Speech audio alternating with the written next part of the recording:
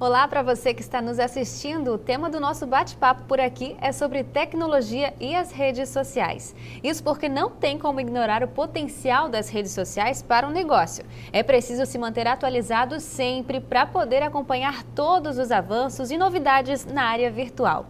E como é um assunto muito importante para todos nós, a gente tem a presença aqui no nosso estúdio do professor de Publicidade e Propaganda, Moisés Cardoso, mais conhecido como Beio, né, Beio? Olá. Obrigada pela presença. Olha, ele vai falar um pouquinho sobre o assunto pra gente. Primeiro, professor, qual a importância de estar nas redes sociais hoje em dia? Certo. O que a gente tem que entender é que o momento que a gente vive não existe uma separação do online ou do offline. A gente poderia ter isso lá em 99, no filme Matrix, onde o personagem se conectava e ia para dentro da Matrix, o mundo virtual. A gente tem que entender que o digital é uma continuação da nossa vida. Então, enquanto a gente está aqui tendo esse bate-papo, as nossas redes sociais estão lá, bombando, as pessoas visualizando os nossos stories, comentando, os nossos familiares vendo o material que a gente produz e assim por diante. Ou seja, a gente tem uma sobrevida digital.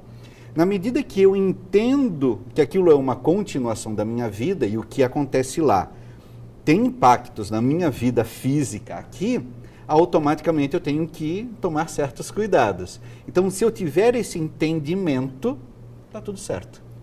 E como fazer para acompanhar todo esse avanço tecnológico, já que todo dia são lançados vários aplicativos, vários recursos novos, né? O que a gente também tem que pensar é com relação à importância de cada uma das redes. Então, note que o WhatsApp, ele completou 10 anos, agora em fevereiro, ele existe desde 2009. Mas a gente só começou a usar ele efetivamente aqui no Brasil a partir de 2014. E com isso, uma série de negócios e dinâmicas começaram a se desenrolar, como os grupos da família, a gente acordar com o Bom Dia Grupo, né, os mimimis, as tretas que deram nas eleições, por exemplo. Então, notem que aquela rede social, ela passou a ter relevância na medida que os meus amigos fazem parte dela, que a minha família faz parte dela e assim por diante. Então, muitas vezes, alguma dinâmica tecnológica, algum ambiente digital, ele já é mais antigo, mas às vezes ele vai caindo no gosto, na graça dos usuários, e aí ele ganha uma certa relevância. Por conta de, às vezes, desse conglomerado de pessoas que vai se acumulando, a gente também vê migrações. Então a gente teve uma grande migração do Orkut, do Orkutão, né, o falecido Orkutão, para o Facebook. Depois a gente viu do Facebook as pessoas indo para o Instagram. E agora, aos poucos, deixando de postar no feed de notícias do Instagram para ficar só lá nos stories. Porque às vezes a gente quer fugir daquele monitoramento, né? Na medida que o digital é uma extensão da nossa vida, então alguma coisa que a gente posta online é visualizado pela família, é curtido pelo chefe, né, pelos olheiros aí no mercado de trabalho. Então, às vezes a gente vai ficando numa saia meio justa, né? Aquilo passa a ser mais uma vitrine nossa profissional do que um lugar para a gente extravasar, digamos assim. O extravasamento pode ser dado naquele grupinho fechado, que a gente tem dos amigos lá no WhatsApp, né, dos primos e assim por diante. Ali parece que fica mais restrito para a gente poder ter um pouco mais de liberdade para se expressar, já que digitalmente tudo que a gente faz pode ter uma relevância, né? Às vezes ganhar uma lente de aumento maior do que aquilo na verdade é. O que eu gosto de fazer é olhar sempre para os pequenos. Então, os filhos dos meus amigos é a ponta de experimentação. Vejo o que eles estão curtindo, aonde que eles estão postando, né? Sempre fico perguntando, e aí, estás fazendo o que agora, né? Por onde que estás andando digitalmente para fugir do teu pai? Sim. E aí eles vão compartilhando comigo. Mas esses espaços, na medida que eles vão sendo povoados por esses usuários, as empresas também ficam de olho, porque as marcas e as empresas querem estar junto do seu público consumidor. Foi assim no Facebook, foi assim no Instagram, está sendo nos stories, e a gente está vendo para onde as marcas vão caminhando, porque as marcas, né, desceram daquele salto alto e querem conversar olho no olho com o seu consumidor.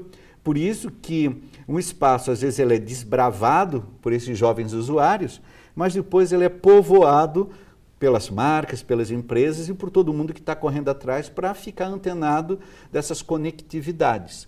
O que eu tenho que pensar também é que esses espaços digitais, né, o nome redes sociais digitais, nada mais é do que um grupo para a gente se reunir. Então, eu tenho o meu grupo familiar, o grupo da escola, o grupo da academia, e digitalmente, em cada um desses espaços, eu vou tendo grupos de contatos. Às vezes é a mesma pessoa que se repete em cada um deles, mas às vezes tem pessoas que se relacionam exclusivamente em um.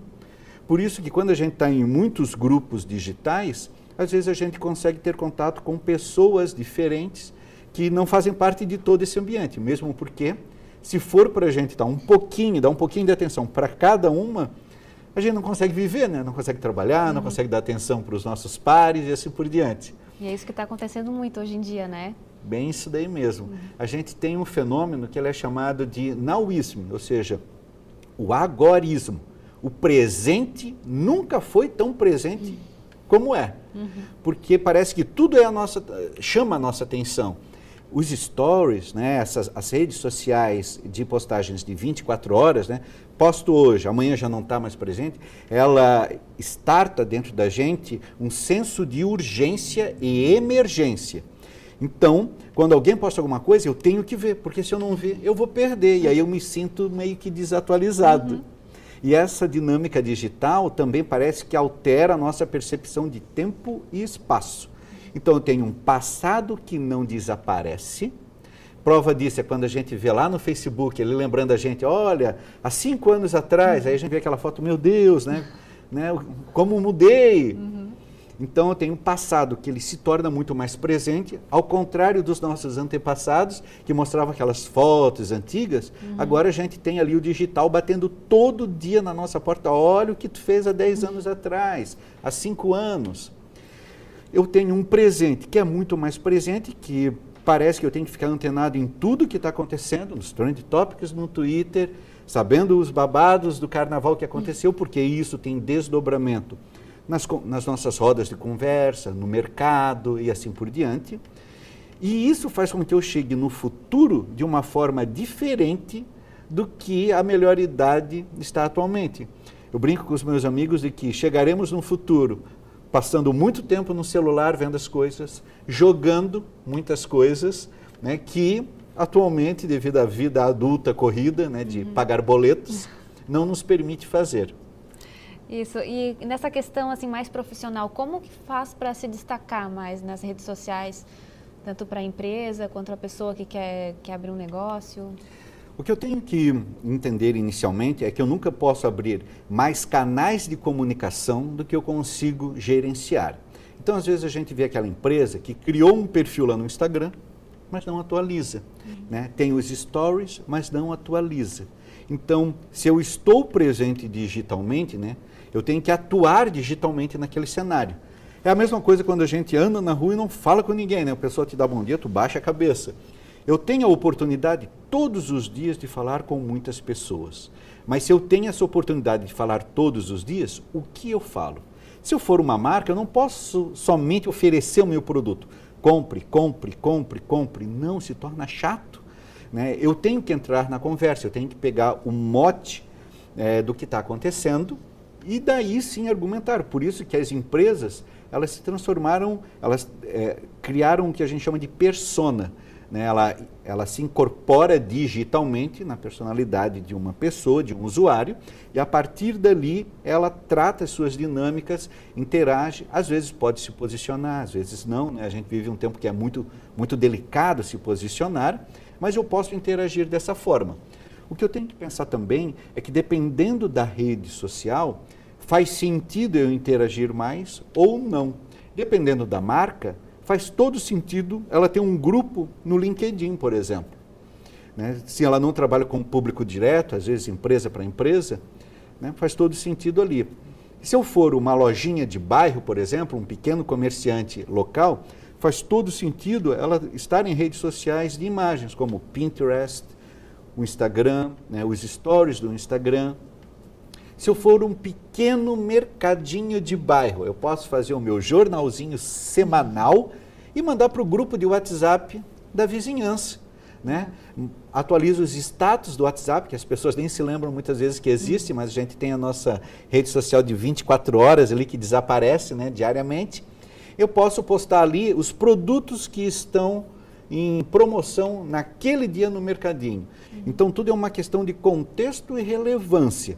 Porque aí faz com que a empresa, às vezes, não fique queimando suor em alguma coisa que não vai dar um retorno diretamente para ela.